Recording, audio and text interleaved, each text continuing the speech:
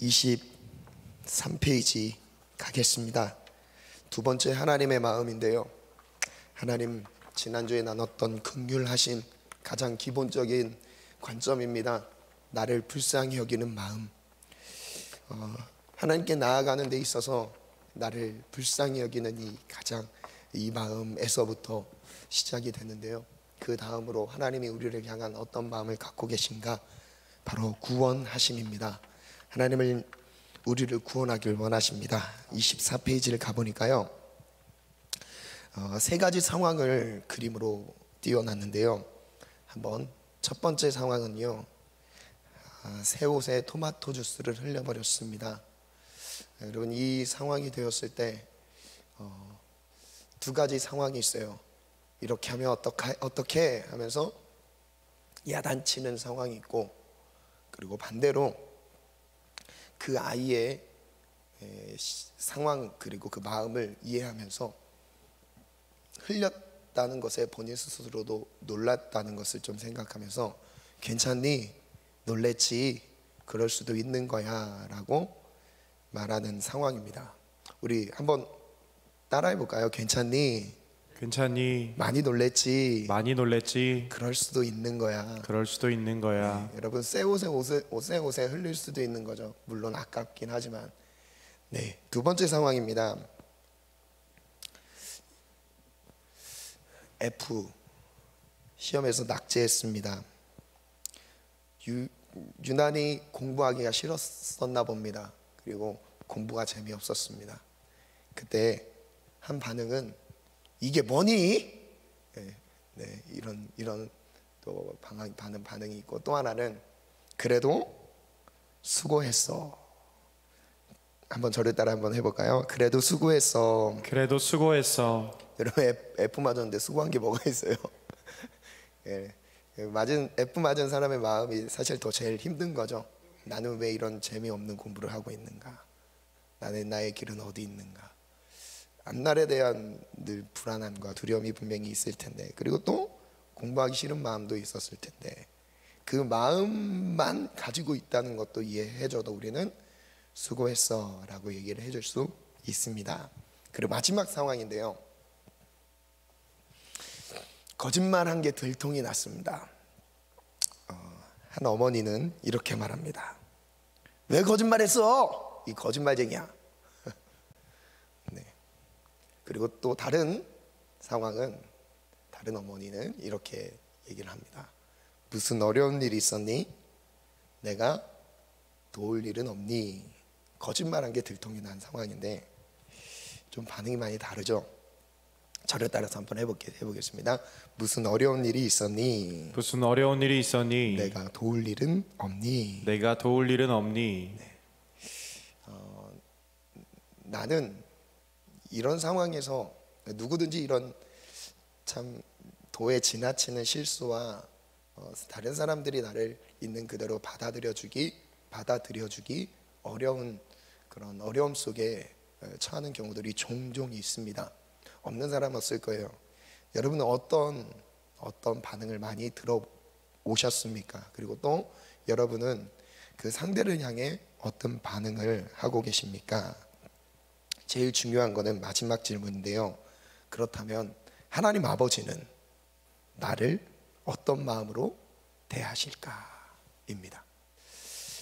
지난주에 다뤘던 결과 중심적인 삶, 그리고 경쟁, 과도한 경쟁에 의해서 결과 중심, 좋은 결과를 도출해내야 하는 그런 부담감에 살아야 하는 우리 현대 그리스도인들, 특히 젊은 이들의 삶 속에서 이어지는 마음이 실패와 절망과 좌절 속에 넘어져 있는 그런 우리의 삶을 하나님은 어떤 마음으로 우리를 대하실까라는 것이죠. 그거에 대해서 중요한 건 25페이지부터 보겠습니다. 하나님은 구원하시는 하나님인데, 현장에서 가늠하다 잡힌 여인 이야기를 들려드리겠습니다. 오늘 말씀 가겠습니다. 저랑 한 절씩 교독할게요. 8장 2절에서 11절 말씀인데요, 아침에 다시 성전으로 들어오시니 백성이 다 나아오는지라 앉으사 그들을 가르치시더니 서기관들과 바리새인들이 음행 중에 잡힌 여자를 끌고 와서 가운데 세우고 예수께 말하되 선생이여, 이 여자가 가늠하다가 현장에서 잡혔나이다. 이러한 여자를 돌로 치라 명하였거니와 선생은 어떻게 말하겠나이까? 그들이 이렇게 말함은 고발할 조건을 얻고자 하여 예수를 시험함이로라.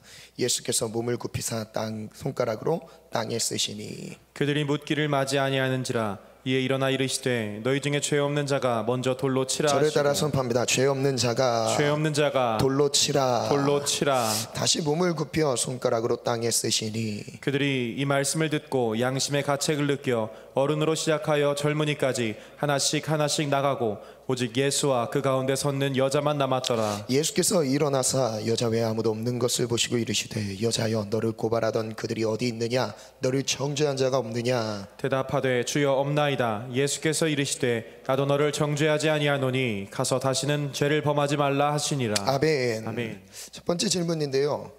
예수님 앞에 이 바리새인 율법사들은 예수님 앞에 누구를 세워놨죠? 보니까 2절 3절에 보니까 음행 중에 잡힌 여자를 끌고 왔습니다. 현장에서 음행하던 여인을 덮친 거예요. 그래서 그 여인을 끌어왔습니다. 드러났어요. 이 율법에 의하면 이 여자는 어떤 취급을 받아야 될까요? 분명히 나오죠. 5절에 보니까 모세는 율법에 이러한 여자를 돌로 치라 명하였거니와. 돌 맞아 죽어야 되는 죄입니다. 현장에서 가늠하다가 잡혔어요. 그래서 이 여자는 돌 맞아 죽어야 되는 아주 정확한 합법적인 죄에 대한 책임을 져야 합니다. 그때 예수님은 뭐라고 대답하시죠? 7절에 나오죠. 죄 없는 자가 먼저 돌로 치라. 그때 사람들이 흩어지기 시작합니다. 왜 흩어졌죠? 9절에 나와요. 양심의 가책을 느꼈어요. 예수님이 땅에 손가락으로 땅에 글씨를 쓰시는데 2번을 쓰셨어요. 이 2번 쓰시는 내용이 무슨 내용을 썼다라고 말씀하시지 않았지만 분명히 예상할 수 있는 내용이 있습니다. 무슨 내용을 예상할 수 있으세요? 어떤 내용을 쓰셨을까요? 그 다음에 반응을 보면 알겠죠. 그 사람들이 모여있던 사람들이 가늠한 여인을 정죄하고 있었던 사람들이 양심의 가책을 느껴서 모두 다 흩어질 만한 내용을 땅에 쓰셨던 거예요. 자, 그러면 마지막으로 예수님이 여인에게 남긴 말은 무엇이죠? 11절에 나오죠. 나도 너희를 정죄하지 않는다. 나도 너를 정죄하지 않는다. 그러니까 다시는 죄를 짓지 말라. 예수님이 이 여인의 편에 쓴 것 같고 또 반대로 율법사나 바리새인 편에 쓰지 않고 이 여인 편에 쓴 것 같지만 여러분 이 말씀을 조금만 더 깊이 묵상을 하면 예수님이 갖고 계신 의도가 조금 더 드러납니다. 그 다음 볼게요. 왜곡된 관점을 볼게요. 사람들이 보통 갖고 있는 관점입니다. 이 왜곡된 관점이라면 여러분 기본적으로 우리 마음에 하나님의 마음을 하나님께서 공유해 주시지 않으시고 부어주시지 않는다면 우리는 왜곡된 마음으로 그냥 살아가게 돼요. 그리고 그 관점으로 사람을 바라보게 되죠. 자신을 바라보게 됩니다. 세 번역으로 한번 읽어볼게요. 요한복음 8장 3절에서 5절인데요 우리 같이 한번 읽겠습니다. 시작. 율법학자들과 바리새파 사람들이 간음을 하다가 잡힌 여자를 끌고 와서 가운데 세워놓고 예수께 말하였다. 선생님, 이 여자가 간음을 하다가 현장에서 잡혔습니다. 모세는 율법에 이런 여자들을 돌로 쳐 죽이라고 우리에게 명령하였습니다. 그런데 선생님은 뭐라고 하시겠습니까? 그 다음 질문 보니까 율법학자들과 바리새파 사람들은 어떤 마음으로 이 여자를 끌고 왔을까요? 저는 여기서 또 의문 한 가지가 생겼던 게 남자는 왜 안 끌고 왔을까요? 여자 혼자 가늠하고 있는 상황은 아니었겠죠. 분명히 상대가 있었을 겁니다. 근데 여자만 끌고 왔죠. 그리고 이 여자를 돌로 치려고 하는 분위기가 됐어요. 그리고 예수님께 질문합니다. 예수님을 시험하는 장면이에요. 5절에 보니까 그런데 선생님은 뭐라고 하시겠습니까? 이렇게 질문하잖아요. 원래 율법 아래서는요 돌 맞아 죽는 거예요. 그런데 예수님께 지금 이 질문을 하면서 예수님을 공경에 몰아넣고 있는 상황입니다. 그 다음 사람들에게 붙잡힌 여인이 어떤 마음을 느꼈을까요? 한번 생각해 보세요. 어떤 마음을 느꼈을까요? 저는 제가 칠판을 잠깐 이용할게요. 모든 사람은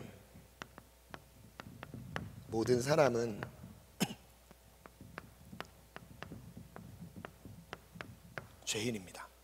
모든 사람은 죄인입니다. 인정하시죠? 죄가 없는 사람은 없습니다. 모든 사람이 죄인입니다. 그런데 이 죄인이 갖고 있는 두 가지 상황을 한번 나눌게요. 첫 번째 상황은 자신을 관점에 대한 말씀을 계속 나누고 있습니다. 자신을 보는 관점.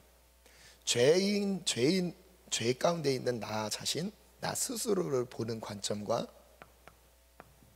두 번째는 타인을 바라보는 관점입니다.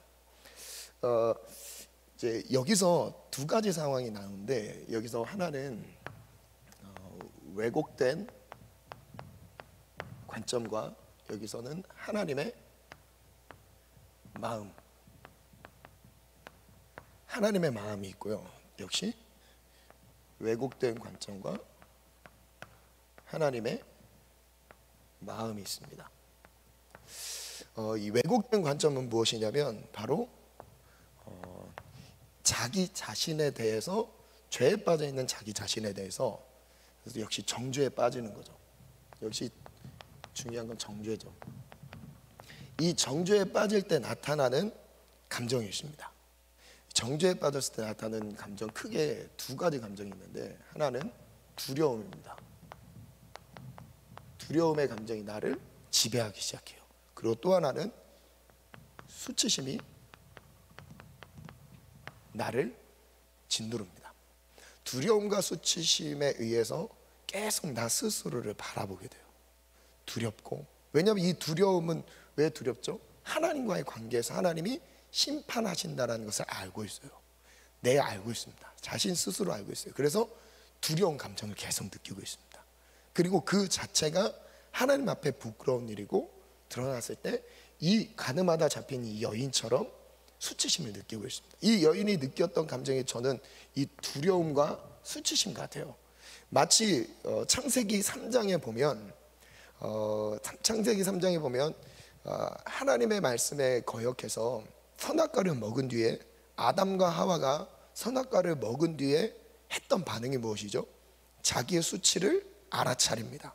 그리고 두려워서 무화과 나무 잎을 엮어서 자기 수치를 가려요. 자기 하체를 가리죠. 그때 하나님이 아담을 찾으셨죠. 아담아, 내가 어디 있느냐? 제가 두려워서 숨었습니다. 수치심을 느낀 거예요. 두려운 감정을 느낀 겁니다. 그래서 그 다음에 보면, 제가 한번 읽어드릴게요. 창세기 3장에 보니까 선악과를 먹은 뒤에 7절에 보니까 이에 그들의 눈이 밝아져 자기들의 벗은 줄을 알고 무화과 나무 잎을 엮어 치마로 삼았더라. 그들이 그날 바람이 불 동산에 거니시는 여호와 하나님의 소리를 듣고 아담과 그의 아내가 여호와 하나님의 낯을 피하여 동산 나무 사이에 숨었습니다. 9절, 여호와 하나님이 아담을 부르셔요. 네가 어디 있느냐? 그때 10절에 이렇게 고백해요. 이르되 내가 동산에서 하나님의 소리를 듣고 내가 벗었으므로 두려워하여 숨었습니다. 두 가지 감정인데 수치심과 두려움을 느끼게 돼요. 여러분, 죄는요 결국 그렇습니다. 죄는 우리를 두렵게 해요. 그리고 죄는 우리를 수치스럽게 부끄러움에 빠지게 만들어 버립니다. 그게 핵심적으로 바로 음행에 대한 문제죠. 그런데 이때 하나님이 아주 복음을 전해주는데 21절에 보니까 여호와 하나님이 아담과 그의 아내를 위하여 가죽옷을 입혀주시죠. 여러분, 가죽옷을 입혀주셨어요. 수치를 스스로 덮고 있는 그 무화과 나무 잎이 시간이 지나면 시들지 않겠습니까? 하나님이 그 무화과 나무 잎을 치우시고 썩지 않고 계속 그들의 수치를 감싸줄 수 있는 그 가죽옷을 지어서 그들에게 입혀주셨습니다. 이게 하나님의 사랑이죠. 여러분, 가죽옷이 의미하는 게 무엇이죠? 짐승의 피입니다. 그리스도의 죽음이에요. 예수 그리스도의 사랑으로 우리를 모든 수치와 두려움을 없애주신다는 겁니다. 우리의 수치를 덮어주신다는 거예요. 하나님이 우리를 그렇게 사랑하신다는 거죠. 이 남을 바라보는 가운데, 나 자신을 바라보는 가운데서 그 죄가 나를 두렵게 하고 수치심에 빠지게 합니다. 근데 하나님의 마음은 그게 아니죠. 그리고 반대로 내가 타인을 바라보는 관점에서, 왜곡된 관점, 즉 정죄하는 관점에서 바라봤을 때 나타나는 감정이 있어요. 무엇이냐면 역시 미움과 혐오입니다. 극혐이라는 단어를 많이 쓰죠. 혐오스럽게 여기고 미워하는 감정이에요. 여러분, 이것은요 바로 타인을 바라보는 잘못된 왜곡된 관점이에요. 이 감정이 총체적으로 갖고 있는 한 죄로 연결한다면 바로 살인입니다. 살인, 다음은 교만과 살인. 역시 이것은요 음행이죠. 음행이 결국 나를 수치스럽게 하고 나를 두렵게 만들고, 또 살인과 교만한 그 마음이 상대를 율법적인 관점으로 바라보게 되는 거죠. 그래서 왜곡된 관점의 핵심은 바로 이 두 가지죠. 이 왜곡된 관점의 핵심은 율법이에요. 모세의 율법이라는 단어를 썼잖아요. 모세의 율법을 가지고 와서 이 여인이 현장에서 가늠했습니다. 율법 앞에서 그 사람을 법대로 집행을 한다면 그 사람은 어떻게 되겠습니까? 바로 음행에 대한 법, 율법 아래, 율법은 어떻게 하면 우리를 살리는 법이 아닙니다. 죽게 하는 거예요. 정죄하는 거. 여러분, 정죄함을 받는가, 말씀을 볼 때마다 우리는 정죄를 받습니다. 내 죄가 드러나요. 이 빛과 말씀은 빛입니다. 저를 따라서 합니다. 말씀은 빛이다. 말씀 앞에서 내 어두운 죄악들이 드러난다. 여러분, 그래서 말씀을 볼 때마다 내 내면에 있는 어두운 부분들이 드러나게 되어 있습니다. 근데 그 율법의 기능은 우리를 죽음 가운데 몰아넣는 법이에요. 그런데 반대로 여기 나를 바라보는 관점이나 상대방을 바라보는 관점, 이 하나님의 마음의 핵심은 무엇이냐면 복음이에요. 복음의 관점으로 바라보는, 이 복음의 관점은 무엇이에요? 구원입니다. 여러분, 나 자신을, 물론 모든 사람들이 어떤 특별한 사람들에게만 해당되는 게 아니라 모든 사람입니다. 모든 사람들이 하나님의 사랑을 경험하지 못한다면 모든 사람이 바로 여기 왜곡된 관점에서 두려움과 수치심에 빠져 있을 것이고요, 또 다른 사람을 바라보는 관점에서 미움과 혐오 가운데, 다툼과 분쟁과 분열함 가운데서 살인과 교만이라는 죄 가운데 머물러 있게 돼 있어요. 그게 바로 가족 관계이든지 부모와의 갈등 관계이든지 아니면 교우 관계 가운데서든지 아니면 여러분 일터에서의 상급자와의 관계든지 1대 3계 동역자와의 관계 안에서도 뭐가 있다고요? 미움과 혐오, 시기와 질투, 살인과 교만이 율법적인 관점 안에서 그 사람을 바라보게 돼. 그 사람은 이랬으니까 합당한 이유들이 있는 거죠. 여러분, 이 율법적인 관점은요 결국 사람을 뭐 하는 거예요? 살리는 법이 아니에요. 죽이는 법이에요. 죽음으로 계속 몰아넣는 겁니다. 여러분이 갖고 있는 관점은 어떤 관점이십니까? 율법적인 관점이세요? 여러분이 갖고 있는 그 관점이 율법적인 관점이라면 내 스스로를 죽일 겁니다. 그리고 또 그 율법적인 관점이 다른 사람을 죽일 거예요. 그런데 하나님은 어떤 마음이에요? 바로 복음이에요. 무엇이에요? 구원에 이르게 하기 위해 우리를 복음으로 부르고 계세요. 다시 한번 말씀으로 들어갈게요. 1번 가볼게요. 사람의 정죄. 가늠하는 현장을 덮쳤습니다. 죄가 여실히 드러났습니다. 핑계 댈 수도 없어요. 부인할 수도 없는 상황입니다. 두 번째, 사형 판결을 받았습니다. 함께 읽어볼까요? 시작. 사람들의 고발을 당하여 정죄를 받았습니다. 아무도 여인을 구원해 줄 수 없었습니다. 심지어 하나님의 율법 앞에서 정죄를 당하여 돌맞아 죽어야 할 죄인이라는 판결을 받았습니다. 돌맞아 죽어야 되는 판결을 이미 받았어요. 이것은 이 여인으로서 핑계 댈 수 있는 상황이 아니에요. 그냥 죽음을 받아들여야 되는 치욕스러운 상황인 겁니다. 자, 여기서 한번 볼게요. 27페이지. 마귀의 상황, 마귀의 입장을 제가 한번 좀 다뤘는데, 마귀는 어떻게 모든 사람을 정죄할까요? 로마서 23절 말씀 같이 읽습니다. 시작.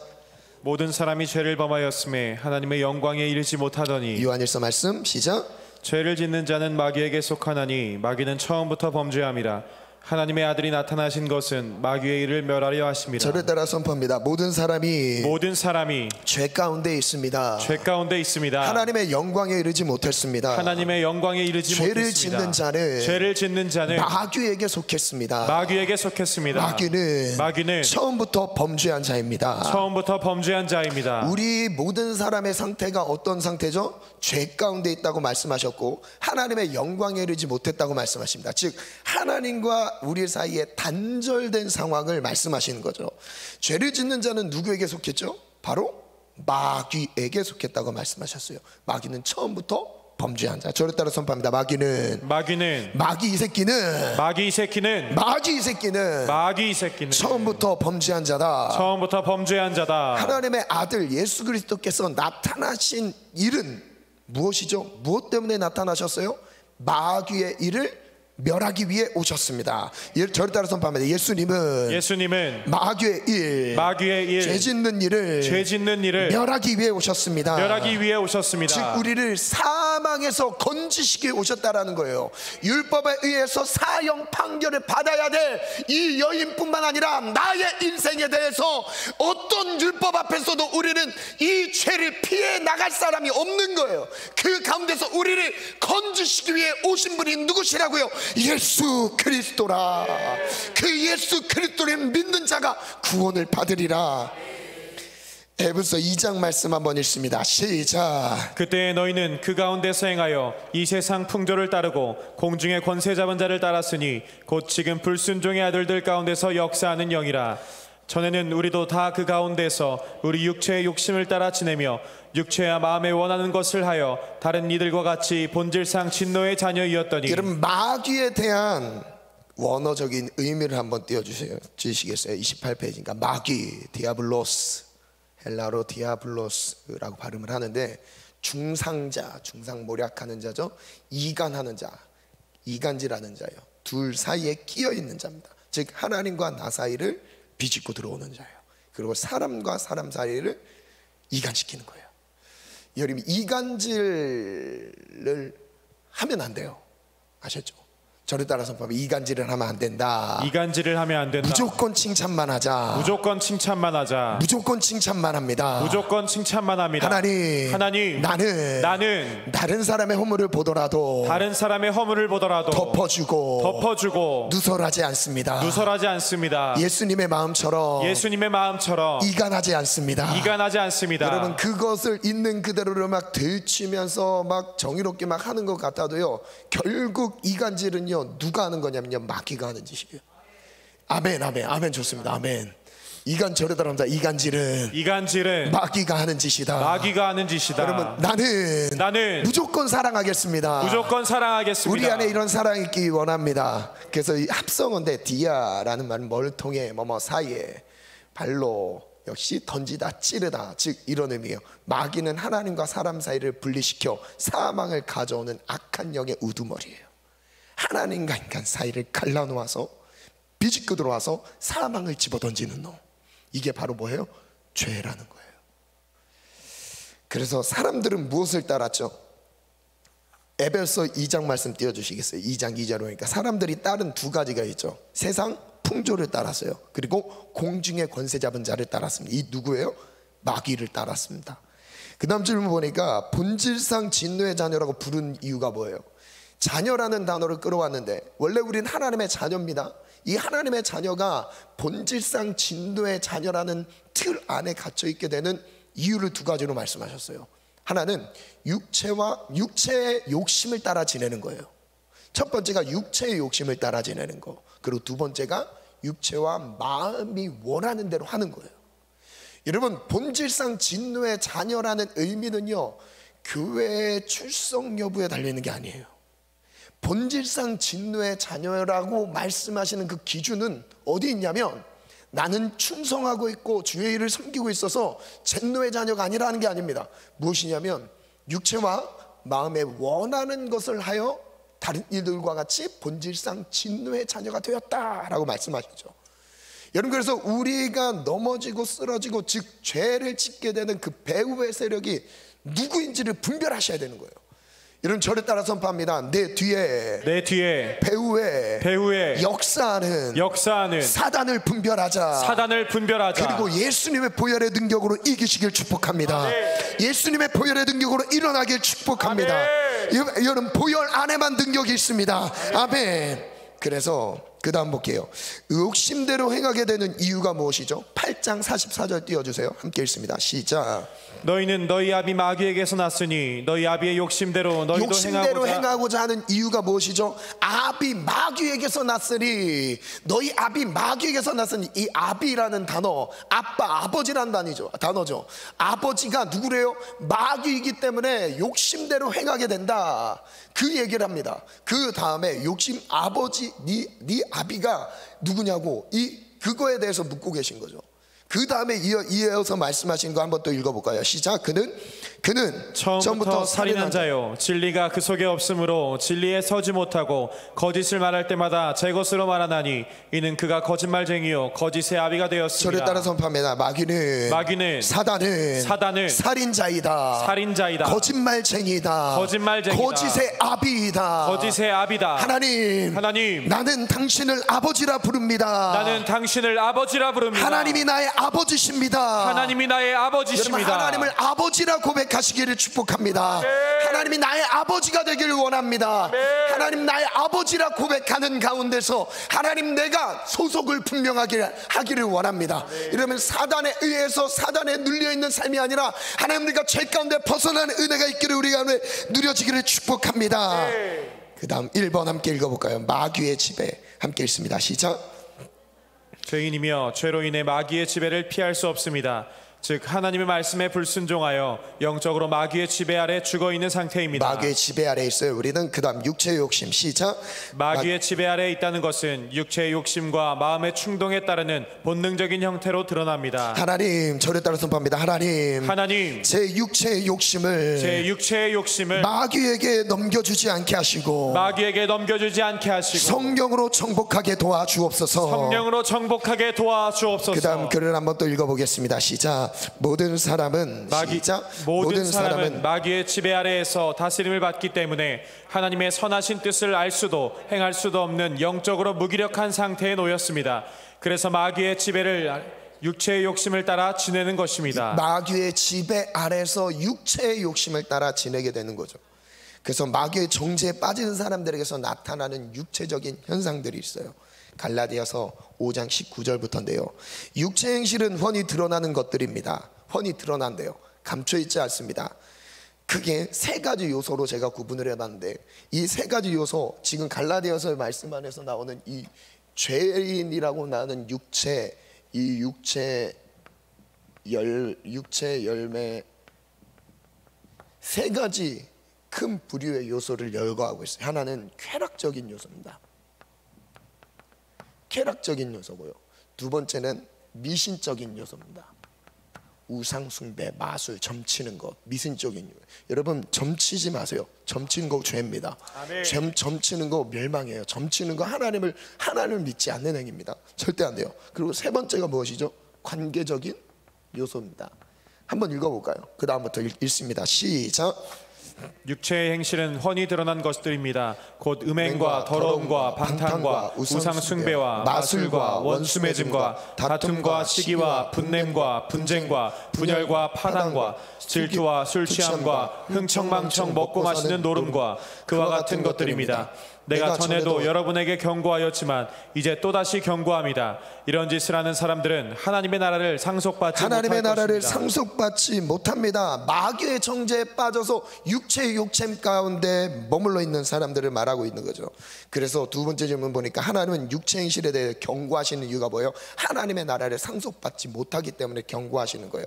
그래서 1번 죽음의 권세 함께 읽습니다. 시작. 마귀는 모든 사람을 죄 아래 가두었습니다. 죄를 지을 수밖에 없도록 유혹하고 미혹하여 하나님과의 관계를 단절시켰습니다. 그리고 끊임없이 정죄합니다. 그리고 왜곡된 관점 마지막인데요. 정죄예요. 시작. 마귀에게 속고 사는 인생들은 마귀와 같은 관점으로 자신을 바라봅니다. 자신의 연약한 죄성에 대해 여전히 정죄하고 있습니다. 그 관점으로 다른 사람들도 정죄합니다. 나 스스로를 정죄하는 사람 역시 다른 사람을 정죄할 수 있죠.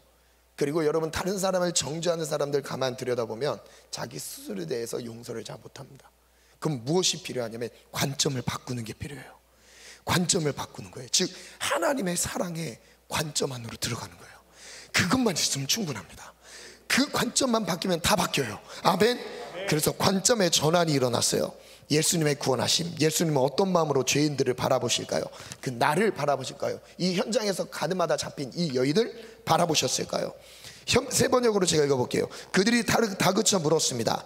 예수께서 몸을 일으켜 그들에게 말씀하십니다. 너희 가운데서 죄 없는 자가 저 없는 사람이 먼저 이 여자에게 돌을 던져라. 그리고 다시 몸을 굽혀 땅에 무엇인가 쓰셨어요. 두 번째 쓰셨죠.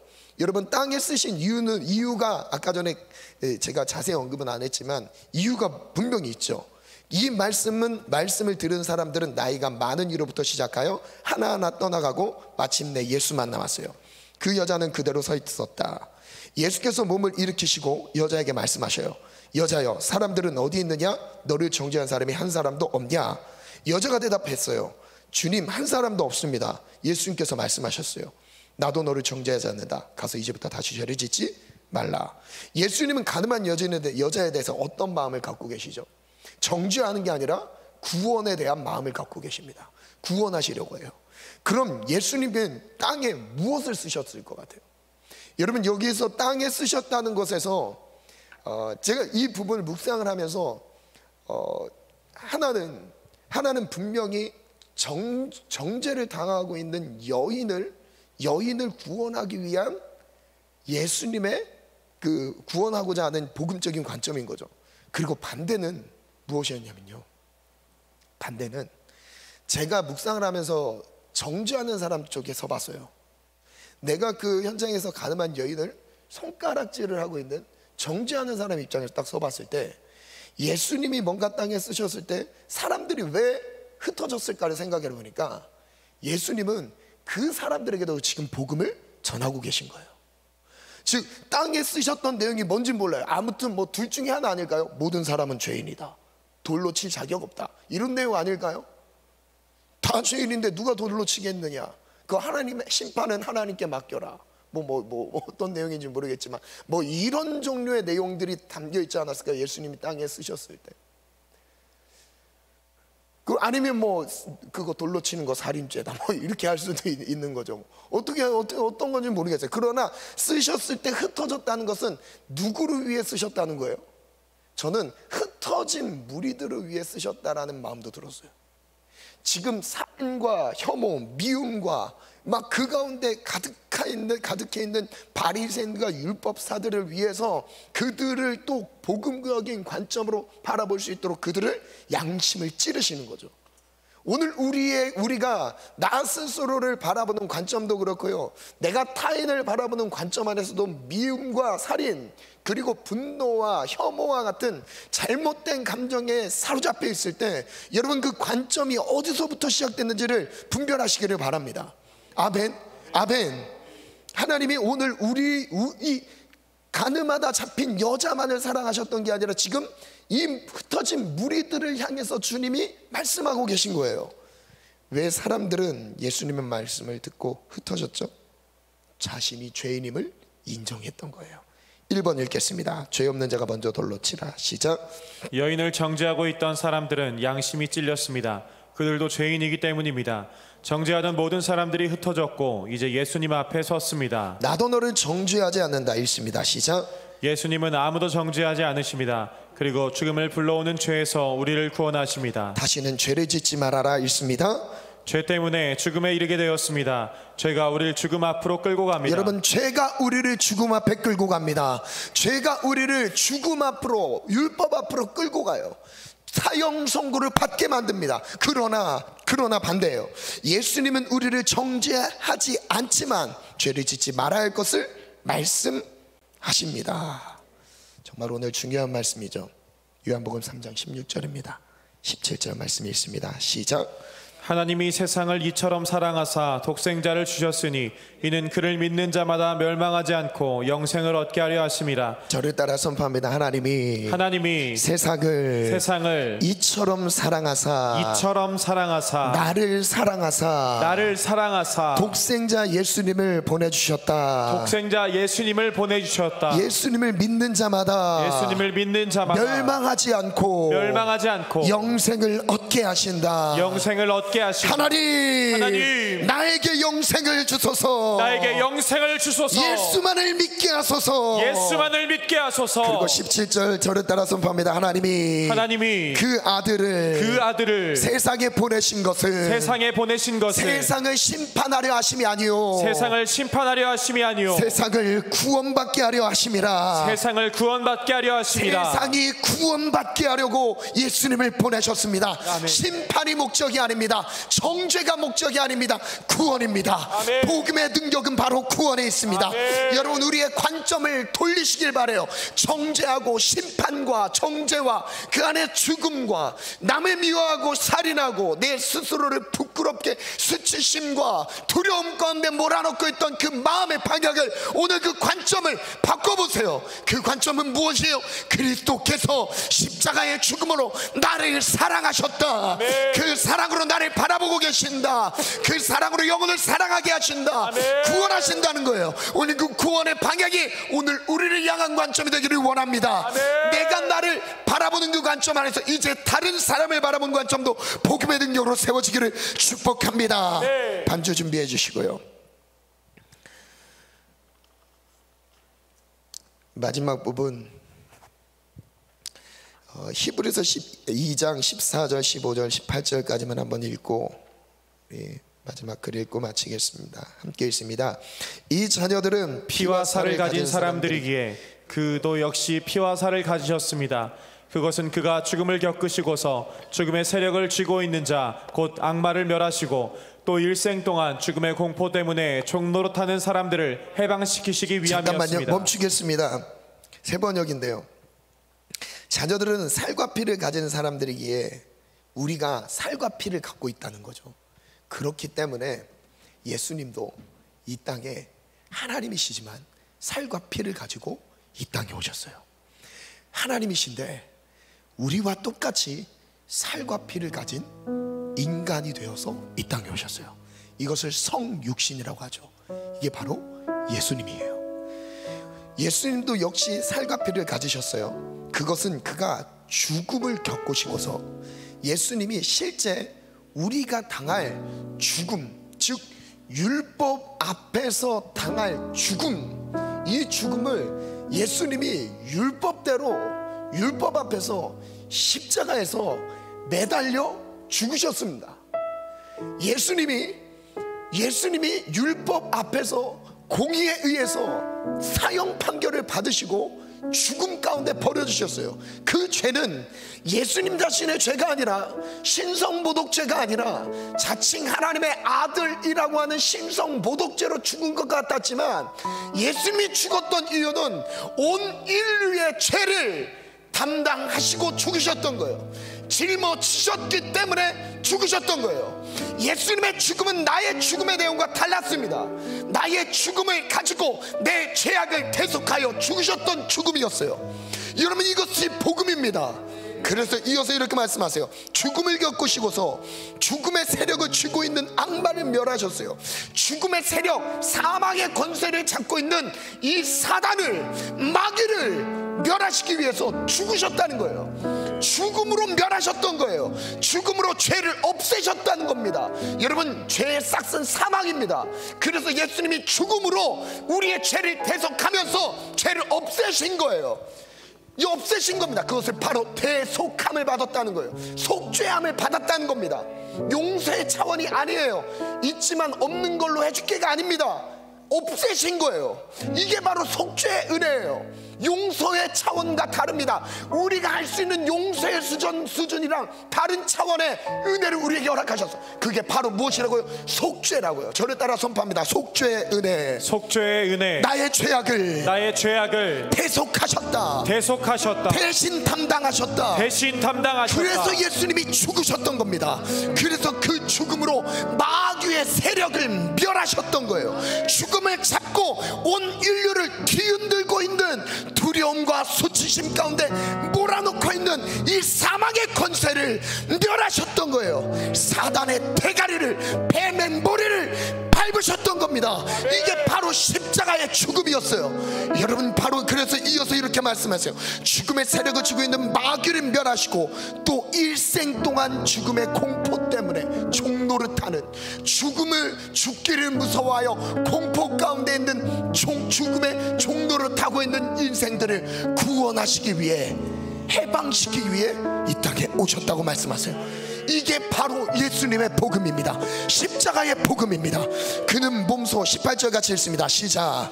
그는 몸소 시험을 받아서 고난을 당하셨으므로 시험 받는 사람들을 도우실 수 있습니다. 그래서 예수님은 죽음 가운데 있을 이유가 없었던 이유는요, 그에게는 죄가 없었기 때문이에요.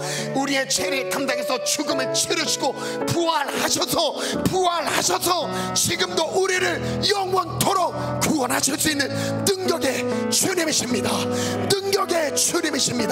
우리가 사망의 권세 아래서 죄 가운데 넘어져 수치와 두려움 가운데 몰려있는 이 상황에서도 그리스도의 십자가의 죽음으로 우리를 구원하셔서 우리를 일으키시는 분이 바로 그리스도 예수 그리스도라. 오늘 우리의 관점을 바꾸시기를 축복합니다. 우리의 절에 따라 선포합니다. 죽음의 공포야, 죄악의 두려움과 수치심은 예수의 이름으로 떠나갈지어다. 여러분, 그래서 관점만 바뀌면 됩니다. 관점만 바뀌면 모든 게 회복돼요. 여러분, 관점이 안 바뀌면 조금 변하는 것 같아도 다시 그 자리로 돌아갑니다. 관점이에요. 하나님의 나를 향한 사랑의 관점, 나를 향한 구원의 관점, 십자가의 사랑의 관점, 여러분 바라보시기를 축원합니다. 구원하시기 위해 오신 예수님은 죄인을 정죄하지 않으십니다. 예수님은 세상을 심판하려고 오신 것이 아니라 구원하기 위해 오셨기 때문입니다. 아멘. 마귀는 죽음의 권세를 가지고 있습니다. 그래서 모든 죄인을 죽음 아래 가두어 두려워하도록 몰아갑니다. 죄의 종이 되어 죽음의 종노릇하는 인생으로 전락시켰어요. 예수님의 구원하신 마지막에 있습니다. 시작. 예수님은 실제 모든 사람의 죄를 대신하여 십자가에서 죽으셨고 부활하셨습니다. 그는 죽음으로 우리의 죽음을 갚아주셨기 때문에 우린 더 이상 죽음의 공포로 떨지 않습니다. 마귀의 권세에서 벗어났습니다. 아무도 우리를 정죄할 수 없습니다. 아멘. 우리 처음 한번 기도할 때 하나님께서 그 반중 계속해 주시고, 우리 처음 기도할 때 하나님, 내가 정죄함 가운데 내 스스로 나를 잘못된 관점 안에서 두려움과 수치심으로 몰아가는 마치 무화과나무 잎을 엮어서 하나님의 낯을 피하여 숨어있던 아담처럼, 그 하와처럼 하나님 모길 두려워함으로 숨어있는 영적인 수치심과 두려움에 뚫려있는 나의 연약함을 회개합니다. 주님, 나를 불쌍히 여겨 주옵소서.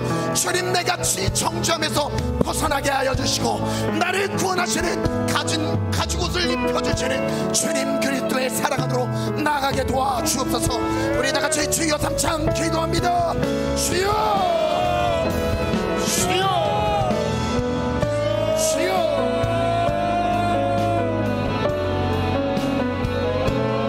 하나님,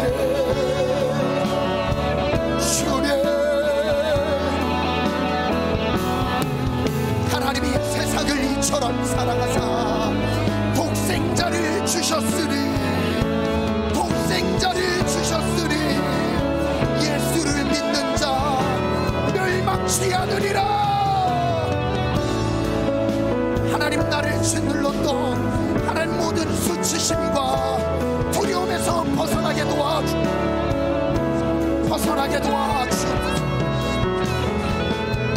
나를 두렵게 만들었던 죄악의 모든 짐들을 내려놓습니다. 죄악의 짐을 내려놓는 기도를 하세요. 하나님, 나를 짓누르고 있던 생각과 마음의 죄악의 문제들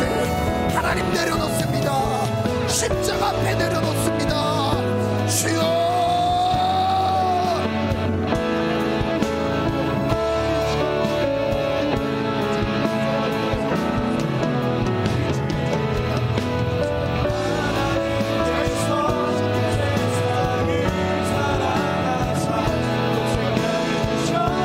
죄악의 모든 무거운 짐들을 내려놓으라.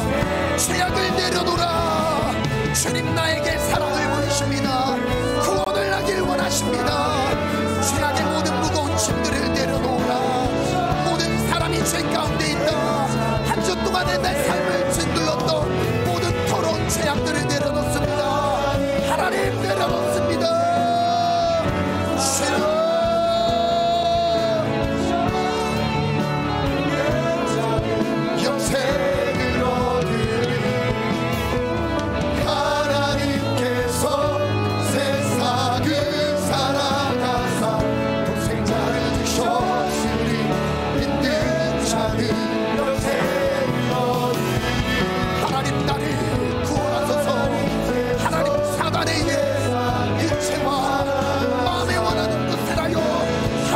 잡고 있었던 죄악의 것을 멈추고 하나님 나를 구원하시는 능력의 손길 안에 놓아게 도와주옵소서. 주여, 아버지, 죄악의 모든 무거운 짐들을 내려놓으라. 주여, 세상을 사랑하사 생자를 주셔 영생으로 그리 하나님께서 세상을 사랑하사 독생자를 주셨으니 믿는 자는 영생으로 그리 난 믿네, 난 믿네, 난 믿네. 다시 사신 독생자 난 믿네. 아멘. 난 믿네. 주여, 다시 사신 독생자 난 믿네. 난 믿네. 십자가를 바라보라. 십자가를 바라보라. 신두르고 사막의 권세들아 돌아가라, 돌아가라, 돌아가라.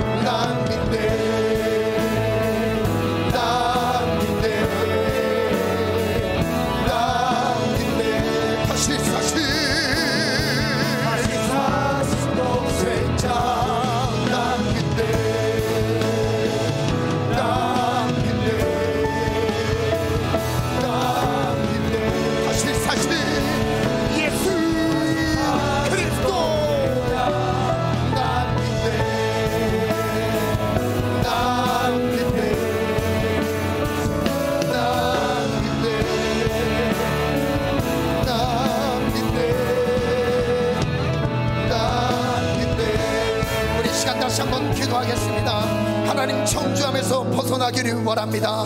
하나님 모든 청주함에서 벗어나기를 원합니다. 하나님 또한 내가 남을 청주하는 위치에 있었습니까? 하나님 관점을 바꾸게 도와주세요. 율법의 관점을 버리게 하시고 복음의 관점으로 바라보게 도와주소서. 하나님의 마음으로 바라보게 도와주소서. 영혼을 향한 하나님의 구원을 바라보게 도와주소서. 미움과 시기와 질투가 아닌 혐오와 분쟁이 아닌 하나님 안에서의 하나님과 사랑이 있게 도와주옵소서. 하나님, 내가 복음을 놓쳤음을 회개합니다. 내 안에 복음의 관점이 회복되게 도와 주옵소서. 우리 다같이 주여 삼창 기도합니다. 주여 주여 주여 하나님 한 영혼을 바라볼 때에 하나님 율법의 정죄함으로 하나님 율법의 정죄함으로 대하지 않게 하소서. 왜곡된 관점으로 혐오와 미움으로 대하지 않게 하소서. 살인으로 대하지 않게 하소서. 하나님 정죄함 가운데 있지 않게 하소서. 그 정죄함으로 내가 정죄를 받으리라. 주여 하나님 나를 구원하소서. 나를 구원하소서. 나를 구원하소서.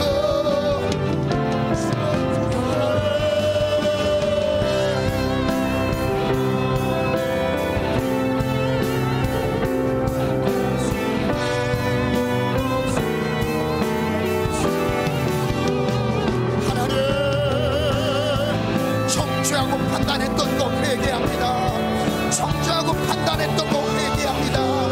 남의 허물을 들춰내며 끄덕했던 것들을 회개합니다.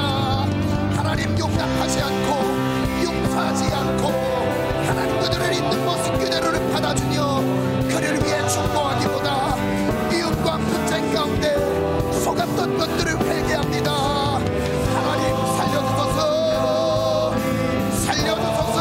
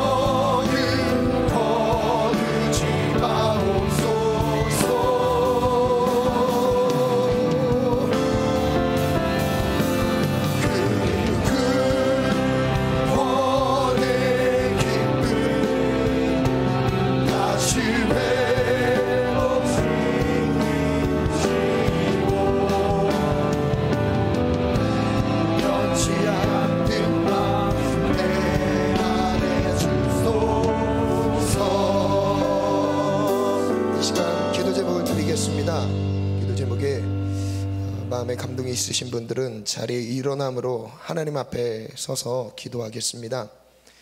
여러분, 이것은 이 고백은 내가 주님 앞에 섰습니다. 주님 나를 불쌍히 여겨주세요. 이 고백입니다.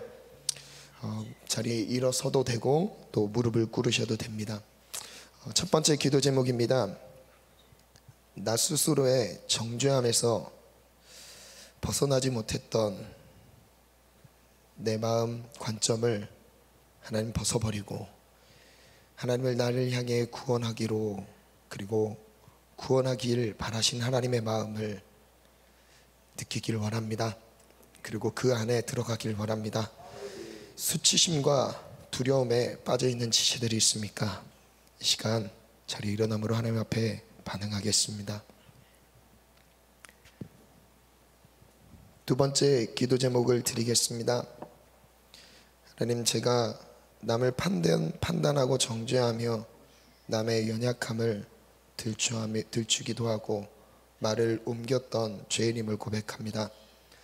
하나님, 결국 이것은 나 스스로를 살인자로 만드는 연약한 죄인임을 모르고 빠져 있었습니다. 하나님, 모든 정죄함에서 벗어나 이 시간 그를 향한 하나님의 마음을 바라보게 도와주시옵소서. 관계 안에서의 어려움이 있는 지체들이 있습니까? 이 시간 자리에서 일어나서 하나님 앞에 반응하겠습니다. 그리고 마지막 기도 제목입니다.